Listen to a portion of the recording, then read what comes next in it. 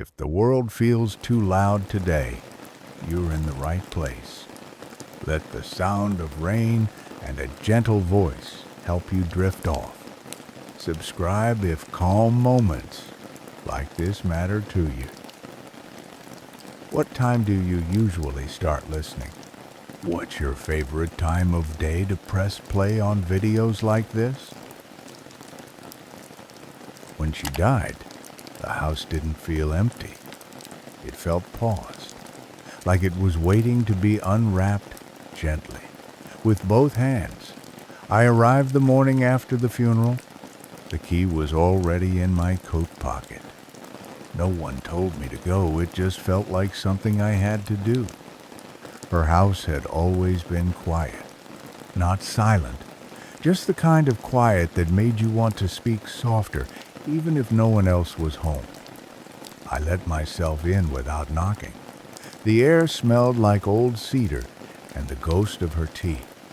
Every room looked exactly as I remembered. The framed embroidery above the hallway mirror, the dusty chessboard missing a white bishop, the faded photograph of my grandfather smiling beside a bicycle with no tires.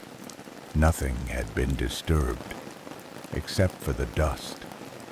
The house had settled into itself, and I felt like an intruder just by breathing. Then I looked down the hallway, and there it was, the door. It had no lock, no sign, but I'd never seen it open, not once. Even as a child, I knew without asking, "We don't go in there." I remember asking her once, maybe when I was 7 or 8, "What's in that room?" And she just smiled and said, "Some rooms are better kept full of quiet." That was all.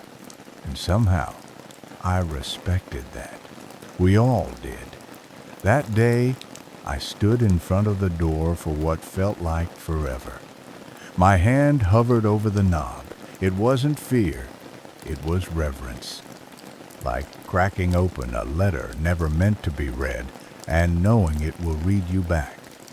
I opened it slowly. The hinges didn't creak, they just exhaled. Inside, the room was small. A desk, a chair, a window with sheer curtains that swayed slightly though the air was still. On the desk, a single notebook, closed, untouched.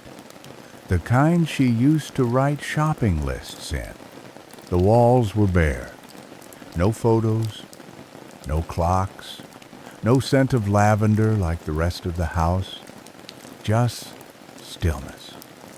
The kind that didn't feel empty but preserved. I didn't cross the threshold. Not yet.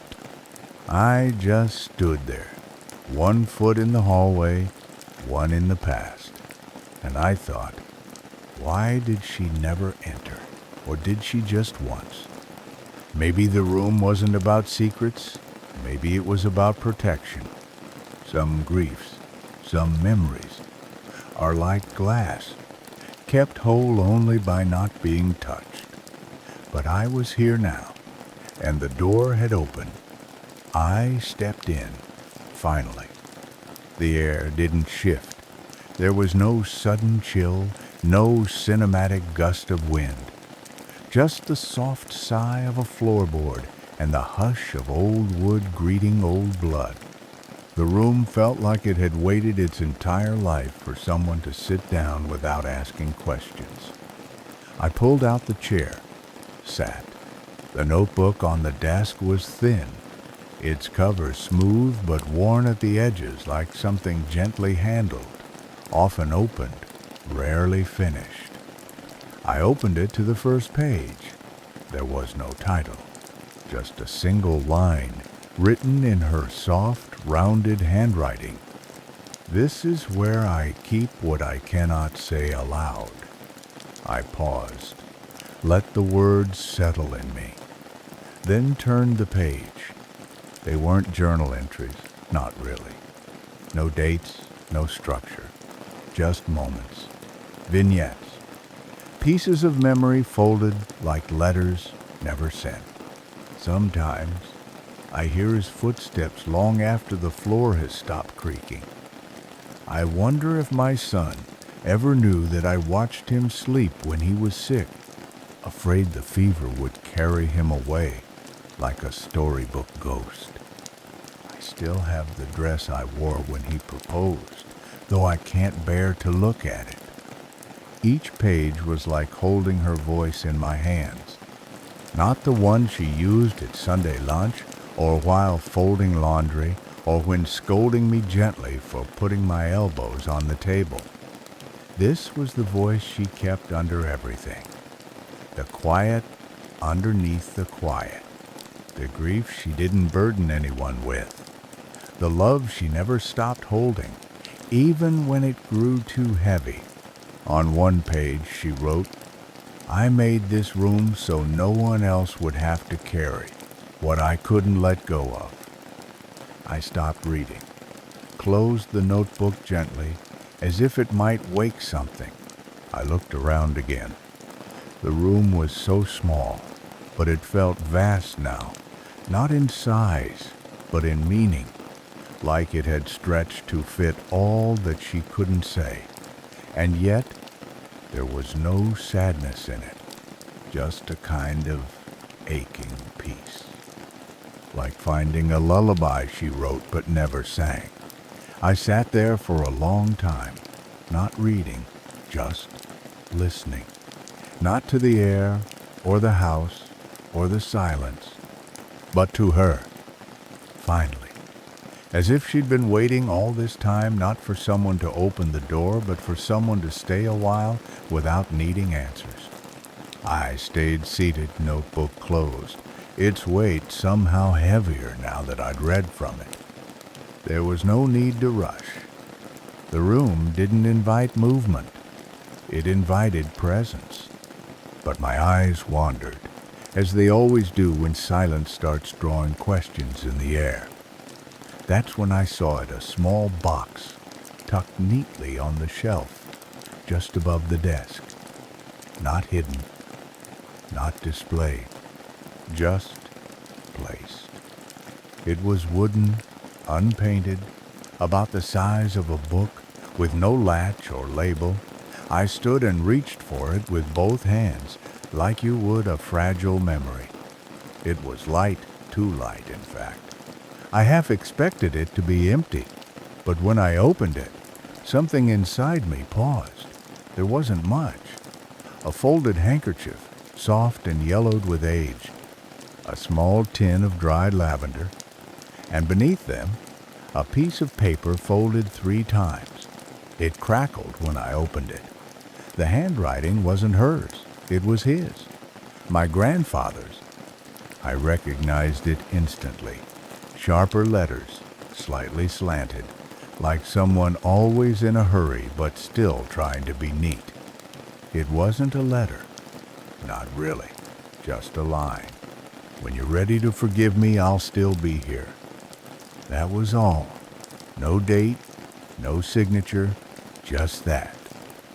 I stared at it for a long time. My grandfather, the man who taught me how to whistle through my fingers, who made the world's worst pancakes, who laughed with his whole chest, had written this, and she had kept it, in this box, in this room, that she never entered, or maybe did, once. Maybe once was enough. Maybe it hurt too much after that. I folded the note carefully, placed it back beneath the handkerchief, and closed the lid. My throat felt tight, not from tears, not yet, but from all the things that suddenly made more sense. Their silences. The way she sometimes paused at that hallway door.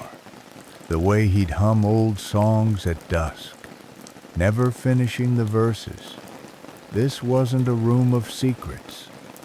It was a room of forgiveness. Not given. Not refused. Just waiting. Like the letter. Like the box. Like her. And now, like me, I placed the box back on the shelf with both hands, carefully, like it might sigh if I rushed. My legs felt heavy, like I'd been holding something in them, and now it wanted out. So I slid down to the floor, back against the wall, knees to my chest the way I used to sit when I was a child and wanted to be near without interrupting. From down there, the room looked different, softer, less like a space that had been avoided and more like a place where someone once came to rest. I don't know why I started talking. Not aloud, not really, just in my head, the way you speak when you miss someone so much that silence becomes too loud to bear. Why did you never show me this room? I asked, not with anger, just with the ache of not knowing. Was it too much to carry, or too precious to risk being misunderstood? Maybe both. I looked up at the ceiling, at a crack that ran like a faint scar across the plaster. I imagined her sitting here once, holding that letter, reading it more than once, folding it the same way each time, like folding the memory into something smaller, containable, then tucking it away and walking out, closing the door, leaving the pain unspoken but never discarded. I felt warmth in my chest, not the kind that comforts, the kind that stings a little, the kind that says you're close to something true. I closed my eyes, and without meaning to, I whispered, "I wish you'd told me." But the room didn't answer. It didn't need to. Some rooms don't hold answers. They hold echoes. And in that moment, I realized she had told me, just not with words.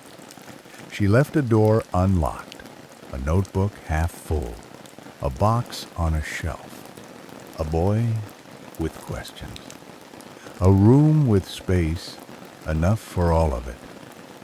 I stayed there until the light shifted and shadows stretched across the floor like soft reminders that time was passing. When I finally stood up, my knees ached and my throat was dry, but something in me had settled, like a chair finally pushed in after years left askew. I turned to the door, but I didn't leave just yet. I stood in the center of the room, surrounded by stillness that no longer felt untouchable.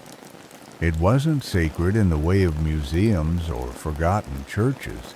It was sacred like breath, like a place that had waited for someone not to fix it, but to notice it. I looked around at the notebook on the desk, the box on the shelf, the empty chair, and I knew I couldn't walk away without adding something of my own. Not as a tribute, not even as closure, just because it felt right. I reached into my coat pocket and pulled out the only thing I carried without fail, a photograph, faded around the edges. It was of us, her and me. I must have been 6, sitting at the kitchen table, a bowl of strawberries between us. She had flour on her cheek. I was mid-laugh, my teeth missing in the middle, her hand resting gently on mine. I looked at it for a long moment, then placed it on the desk beside the notebook. It didn't need explanation. It was the part of the story I could offer, the part she gave me in return for all she kept tucked away. Then I took the notebook, flipped to the last page, and with a pencil from the drawer, I wrote only one line. "I heard you." That was all. I closed it, placed it gently back in its spot, and took one last look around the room. There was no transformation, no magical shimmer of light, just a subtle shift like a window opened after years of stale air. And maybe that was the point. I stepped back, rested my fingers lightly on the door frame. Then, without turning off the light, I pulled the door until it clicked softly shut.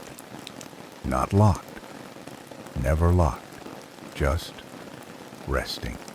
On my way out of the house, I passed the kitchen table, the one from the photo. I paused, touched the worn wood. It felt warm under my palm. The kind of warmth you don't question, just receive. The days after felt quieter, though the world hadn't changed. I went back to my flat, to the city hum, and the sound of buses groaning beneath my window. I answered emails, folded laundry, let the dishes sit a little too long. But beneath all that, something small had shifted. Not dramatically, not like a revelation or a wave, more like a loose thread being gently tugged from inside. I didn't tell anyone about the room, not because I wanted to keep it secret, but because I didn't know how to explain it without changing it, and I wasn't ready for that. One evening, maybe 2 weeks later, I caught myself standing in the hallway of my own apartment, staring at the door to the small storage room I never really used. It wasn't locked. It wasn't forbidden. I just never went in. Inside were boxes I hadn't opened since I moved in, things I told myself I'd sort eventually. Childhood notebooks, old headphones, a sweater I hadn't worn in years but couldn't throw away. I stepped inside. It smelled faintly of dust and lavender. How strange. The light flickered once before staying on. I sat on the floor and pulled a box onto my lap. Inside were letters. Some written by me, never sent. Some sent to me, never answered. One from my father. One from someone I loved briefly, intensely, and then not at all. I read one, then two, then stopped, closed the lid, sat with it, and I realized we all have rooms we never enter, not just physical ones, rooms inside us, filled with quiet, with small things we couldn't let go of and didn't know how to carry forward. But maybe, just maybe, it's not about entering those rooms all at once. Maybe it starts with a knock, or a pause, or the sound of your own breath in the dark, reminding you you're still here. I sat in that little room of mine for a while, didn't read, didn't unpack, just let the quiet be what it was, and it wasn't heavy. Not that night. It felt more like company. I hadn't been to the cemetery since the funeral. I told myself it was because I didn't need a place to remember her. She was everywhere in the way I stirred my tea, in the rhythm of my steps on old wooden floors, in the pauses I now took before answering questions too quickly. But one Saturday morning, without planning to, I found myself walking there. The weather had turned soft, one of those in-between days, not yet autumn but no longer summer, when the sky looks like it's made of washed linen.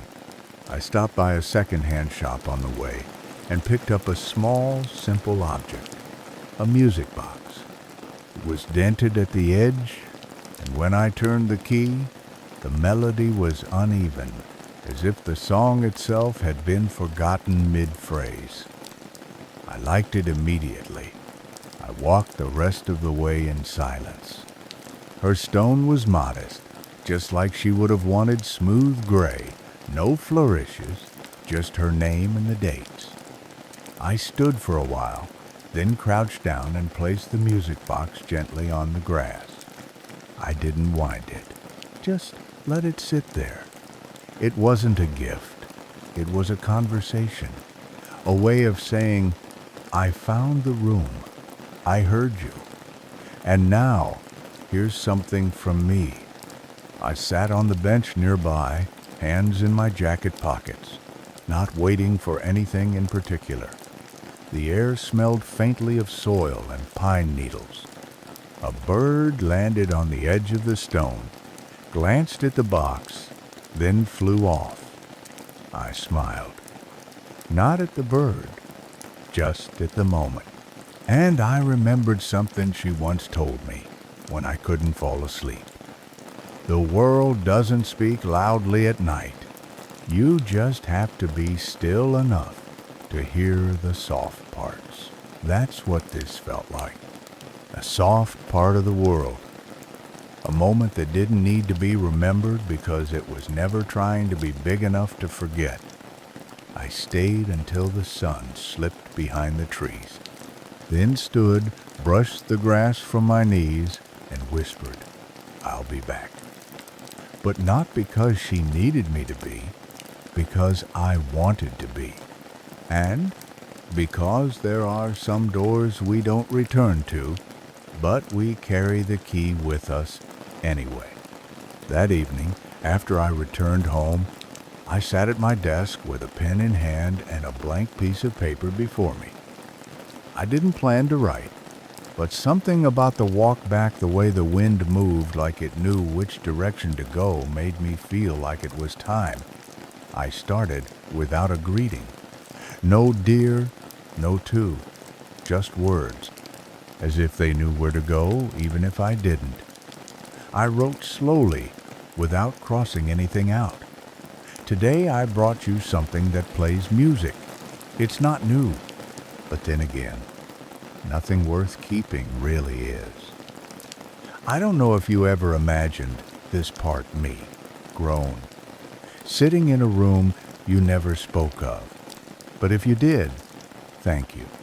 Thank you for not filling it with answers. Thank you for letting me find my own. I paused, listened to the quiet ticking of the wall clock.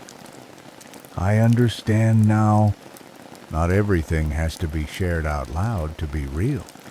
Not all love has to be worn on the outside. Some of it is kept in boxes, in drawers, in unwritten pages, and that's okay. I folded the letter and placed it in the same drawer where I kept the photo of us, the one at the table, with strawberries and flour and a laughter that never really left me. I didn't label the letter, didn't seal it. It wasn't meant to be sent, it was meant to exist. That night, as I turned off the light and settled into bed, I felt something I hadn't in a long time. Not closure, not relief, just a kind of settling, like a chair being pushed in, a door gently resting against its frame. I thought of her, and the room, and the silence that wasn't empty, just waiting for the right kind of company. And before I drifted to sleep, I heard her voice, not in words, not even in memory, just in feeling, like a whisper passed down through rooms that never needed to speak at all. And I whispered back, "You're safe now, so am I."